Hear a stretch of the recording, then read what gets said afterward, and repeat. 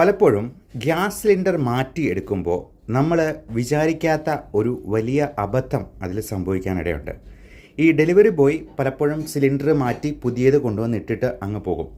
അപ്പോൾ നമ്മൾ അതിൻ്റെ ലീക്കേജിൻ്റെ സ്മെല്ല് വരുമ്പോൾ അതിൻ്റെ വാഷർ ഡാമേജ് ആണ് എന്ന് കണ്ട് മനസ്സിലാക്കി പഴയ സിലിണ്ടറിൻ്റെ തന്നെ വാഷർ എടുത്ത് ഉപയോഗിക്കാനായിട്ട് സാധ്യതയുണ്ട്.